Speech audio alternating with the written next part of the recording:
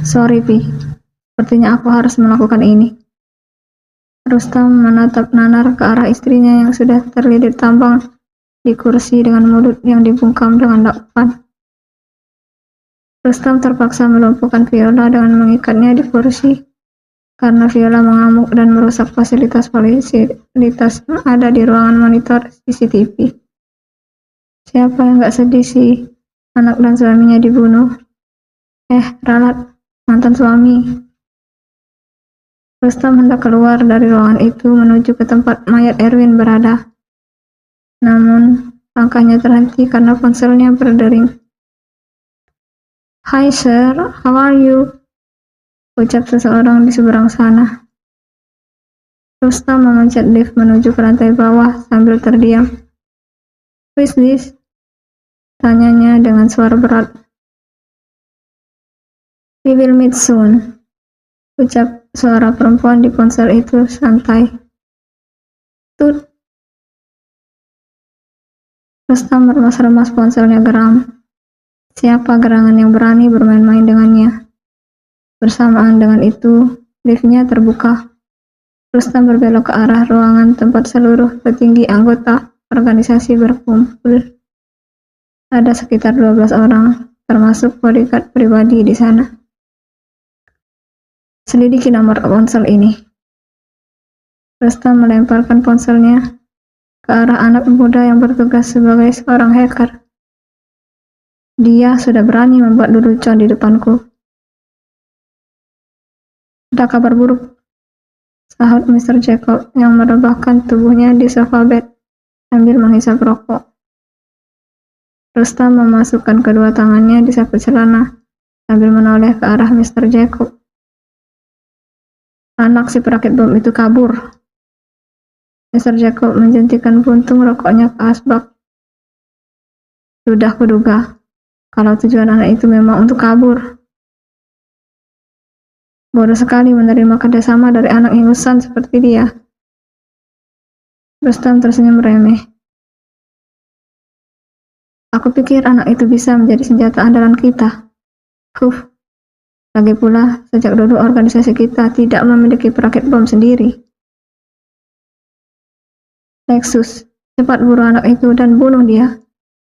Bisa saja dia memberitahu markas persembunyian kita kepada siapapun." "Baik, Pak." Pria yang dipanggil Lexus itu mengangguk, kemudian melangkah meninggalkan ruangan. Rustam meraih segelas kecil yang sudah dituangkan wine, kemudian meneguknya sampai tak tersisa. "Bagaimana?"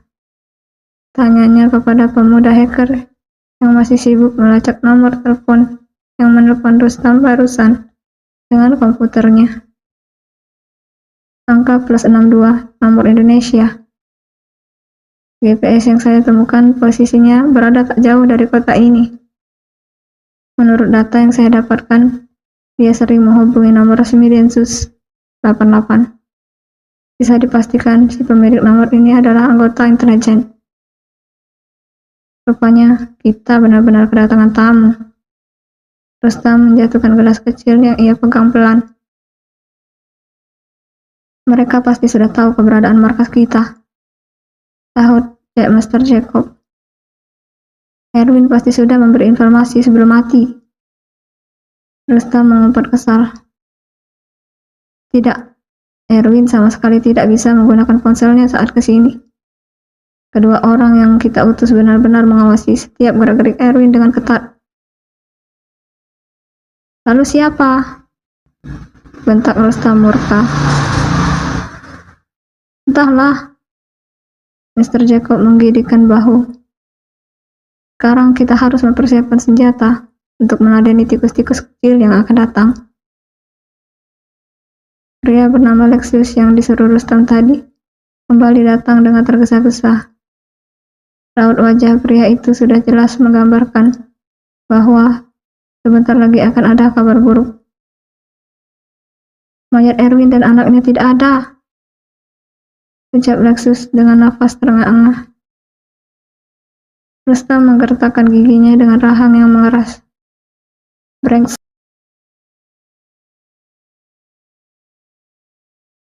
untuk organisasi yang hanya beroperasi di satu negara.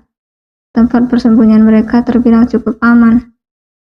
Kapten Aldo Flavio yang sudah sembuh dari lukanya tempo lalu tersenyum manis.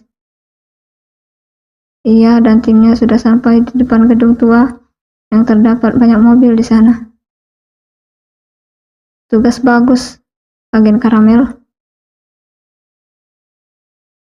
Karamel tersenyum lalu mengangguk kepada seniornya di bin itu. Ia yakin sebentar lagi pasti ia akan naik pangkat. Rustam cukup cerdik. Kota Zhangjiajie yang terletak di provinsi Hunan ini memang meleset jauh dari kota Beijing. Sehingga tim ekspedisi tidak mungkin menemukan markas ini di kota Beijing. Gawat, radar kecil yang aku tembakkan ke lengan Tuan Erwin menghilang.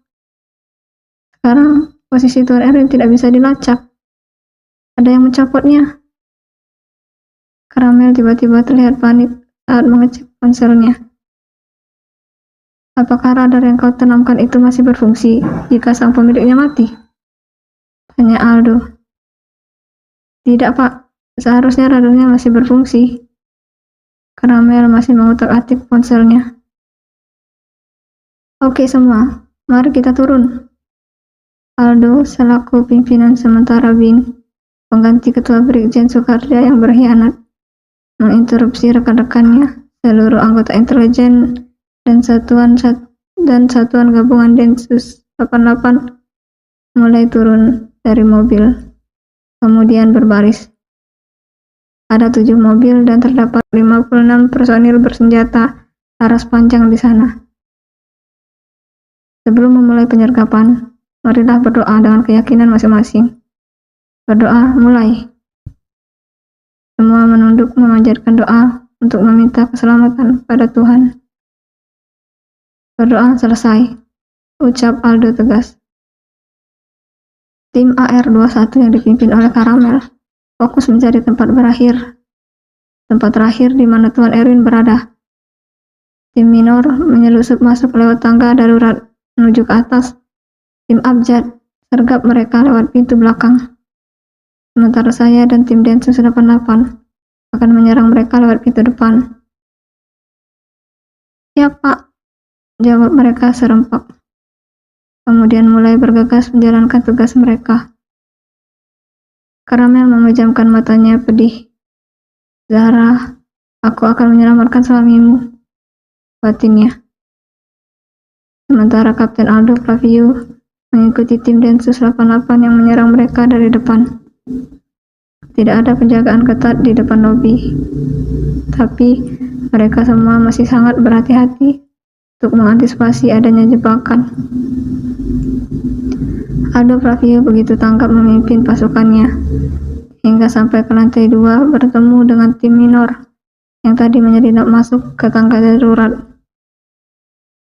Situasi aman, bisik Kapten tim minor. Rustam bersedekap santai menatap monitor CCTV yang menampilkan tim Densus 88 yang menyergap markasnya. Sementara Mr. Jacob nampak asyik menyantap mie instan di dalam mangkok kecil yang ia pegang. Apakah pembunuh bayaran itu masih menginap di sini? Tanya Rustam. Mr. Jacob menyeruput mie instannya, kemudian menoleh ke arah Rustam. Tentu. Lexus, perintahkan mereka untuk menerima tamu di lantai 5. Ujar Rustam. Lexus mengangguk, kemudian menelepon seseorang. Sementara Viola yang terikat dengan mulut ditutup lakban terus mencoba meronta-ronta, walaupun apa yang dilakukan hanyalah hal yang sia-sia. Dor, dor, dor. Sial. Aldo mendengus karena 3 anak buahnya tertembak. Semuanya, hati-hati. Titahnya. Pasukan yang berada di belakangnya langsung tiarap untuk menghindari tembakan susulan. Aldo celingak-celinguk mencari persembunyian musuh yang menembak pasukannya di atas tangga. Aldo langsung membidikan senapan laras panjangnya ke arah mereka. Dor, dor, dor. 3 orang musuh tergeletak tak berdaya menerima tembakan jitu dari Aldo. Semua naik ke atas. Mereka semua merayap berurutan naik ke lantai berikutnya, melewati tangga. Dor. Baru saja melangkahkan kakinya ke lantai 5, Aldo sudah disambut dengan sebuah tembakan. Aldo menghela nafas besar menatap deretan kamar di lantai 5. Hati-hati, setiap kamar terdapat musuh bersenjata yang bersembunyi. Ini sulit, umpat salah satu anggota Densus 88. Karamel bersama 3 orang anggota timnya berlari menuju kuil usang yang berada di belakang gedung. Kuil itu terlihat porak-poranda dengan keadaan ruangan yang hangus terbakar, bekas ledakan. Benar di sini tempat terakhir Tuan Erwin berada? Tanya teman Karamel. Tubuh Karamel merosot terduduk di lantai dengan tangan yang terkepal dingin. Zahra, maafkan aku, ucapnya dalam hati. Mungkin dia terbunuh dan mayatnya sudah diamankan oleh mereka. Sial. Karamel memukul-mukul lantai dengan geram.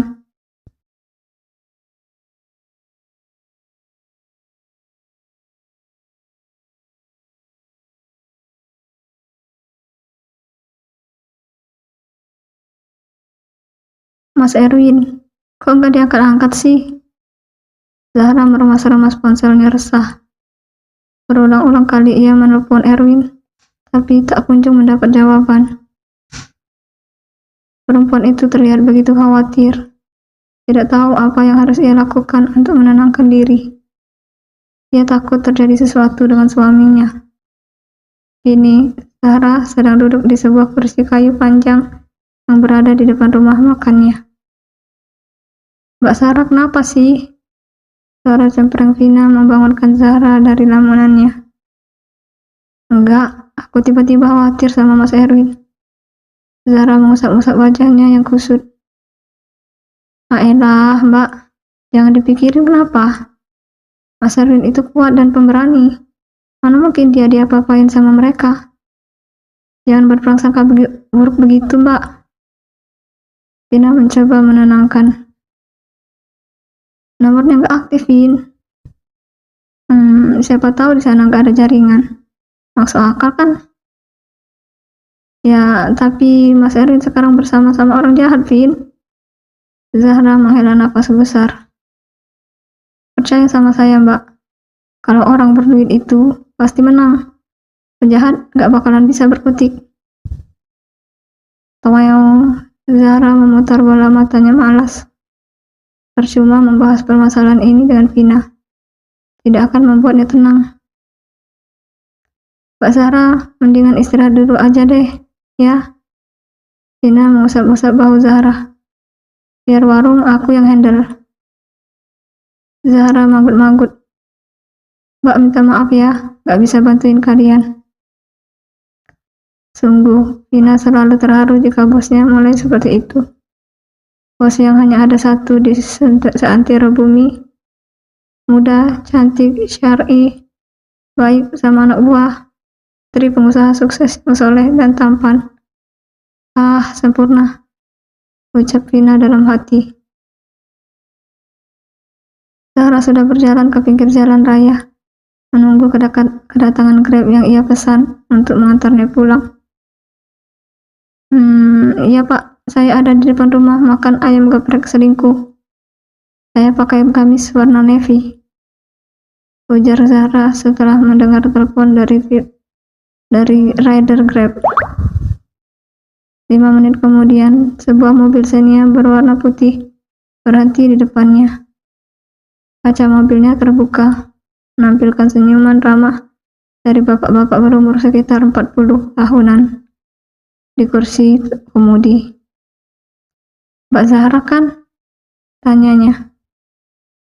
Zahra manggut-manggut kemudian melangkah memasuki mobil. Tunggu. teriak seseorang yang baru saja turun dari mobil BMW Sport di belakang mobil tersebut. Zahra menoleh ke arah sumber suara. Ketika itu juga tubuhnya langsung membeku melihat laki-laki yang memanggilnya sedikit berlari menghampirinya. Filan?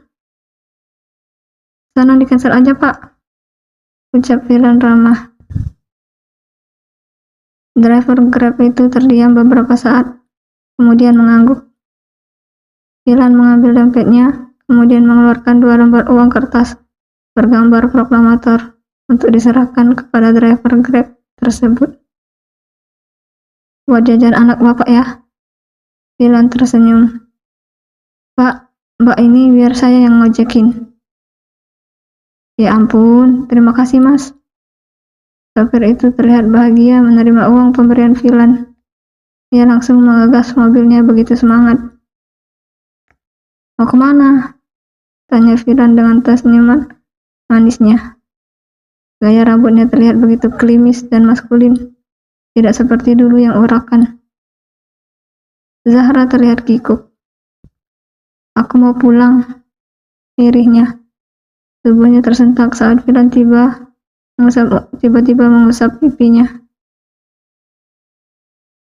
Habis nangis? Tanya Filan lembut. Ya ampun, suaranya begitu merdu. Enggak, gagap Zahra sambil menapik tangan Filan. Kenapa? Tanya Filan menatap tangannya yang dihempaskan oleh Zahra. Bukan muhrim, diri Zahra. Filan terdiam beberapa saat, kemudian tersenyum kecil. Oh, sorry. Zahra menunduk kikuk. Ia begitu canggung di depan mantan kekasihnya itu. Ayo aku anterin, ucap Filan memecahkan ningan.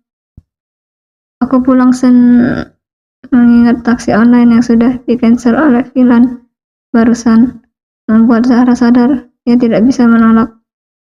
Ya udah, yuk. Filan tersenyum kemudian masuk ke dalam mobil, diikuti Zahra di belakangnya. Kenapa kemarin di bandara menghilang? Tanya Filan setelah melajukan mobilnya. Hah? Zahra tersentak. Oh, aku buru-buru waktu itu. Lagi ada masalah ya? Tanya Filan ramah. Enggak kok, tampik Zahra. Terus kenapa matanya sembab? Filan terus memberondongi Zahra dengan berbagai pertanyaan.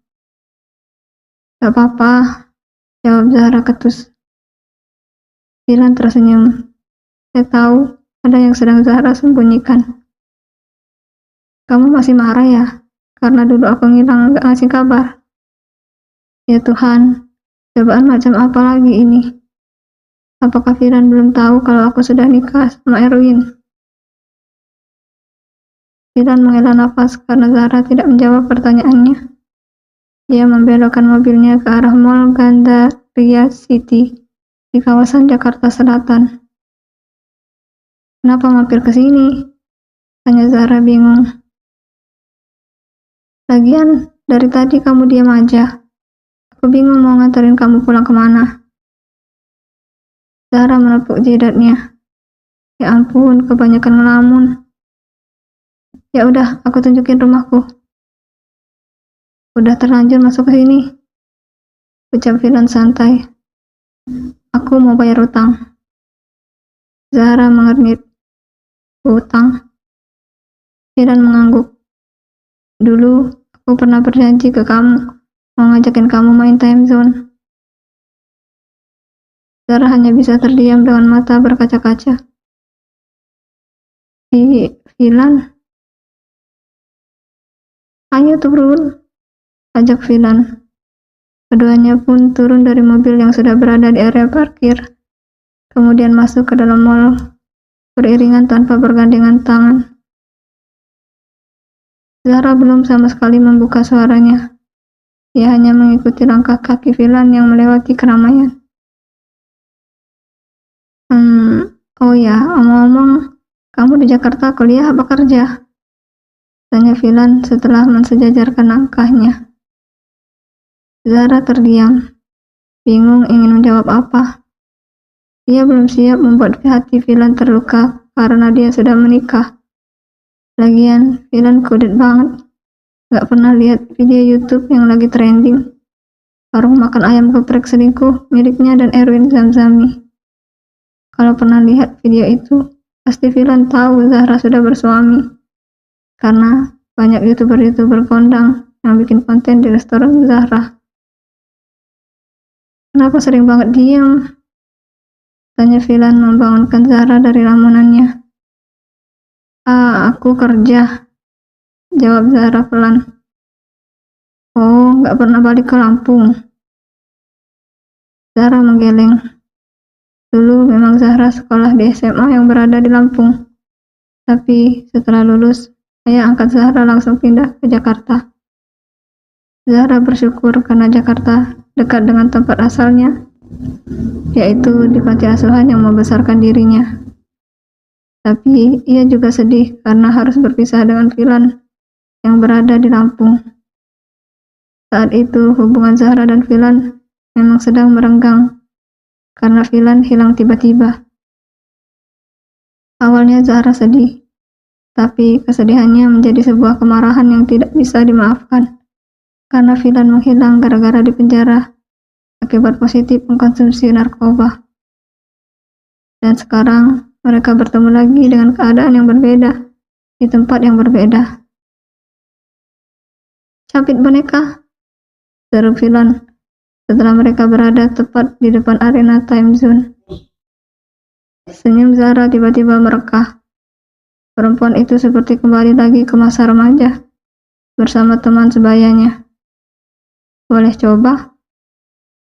Silakan Tuan Putri. Jangan pakai Tuan Putri manggilnya.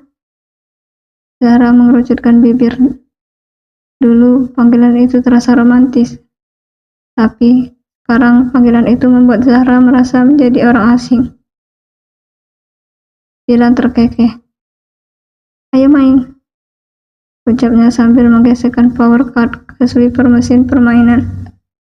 Entah sejak kapan Filan membeli kartu time zone itu, atau mungkin ia sudah mempersiapkan momen ini jauh-jauh hari.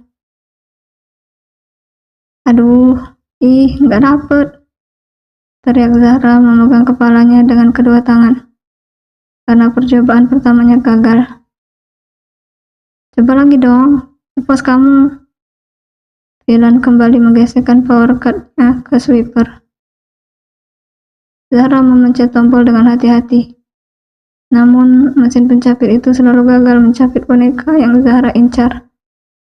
Filan tersenyum melihat wajah Zahra yang begitu antusias. Aduh, ya ampun. Ya, gagal. Zahra menghela nafas lelah setelah berulang kali ia gagal. Capek, udahan yuk. Bukan hanya tersenyum kecil, kini dirinya yang mencoba bermain. Pilih yang mana? Boneka beruang yang pink, tunjuk Zahra. Filan mulai memencet tombol, kemudian dengan cekatan menghentikan mesin pencapit tepat ke arah boneka yang dimaksud Zahra. Yeay, berhasil. Zahra terlonjak girang setelah Filan menyerahkan boneka yang ia dapatkan. Lagi ya? Tanya Filan kembali bermain mengambil bonekanya. Zahra begitu senang karena dia sudah mendapat 3 boneka di tangan.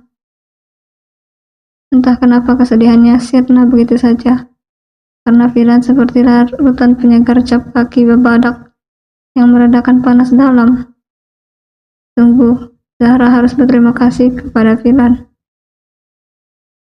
Setelah makan di restoran yang berada di dalam mall Gandaria City, mereka berdua pun kembali melanjutkan perjalanan menuju ke rumah Zahra. Zahra tampak begitu leluasa mengobrol dengan Filan. Sesekali mereka tertawa karena guyonan yang mereka lontarkan. Itu rumah aku. Tunjuk Zahra menunjuk rumah kontrakan yang ia tinggali bersama Erwin. Ia menatap Filan sekilas.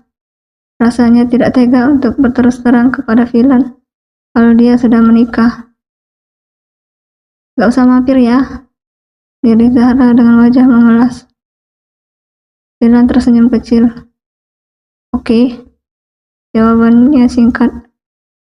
Aku boleh minta nomor telepon kamu? Lanjutnya sambil menyodorkan ponsel ke arah Filan. Zahra terdiam kaku, melihat merek ponsel yang tertera di ponsel Filan. Indophone. Andaikan kamu tahu ponsel yang kamu pegang adalah produk dari perusahaan suamiku, apakah ini bisa dikatakan selingkuh? Demi Tuhan, aku sama sekali tidak ingin selingkuh, walaupun aku masih punya rasa kepada Filan. Bersambung.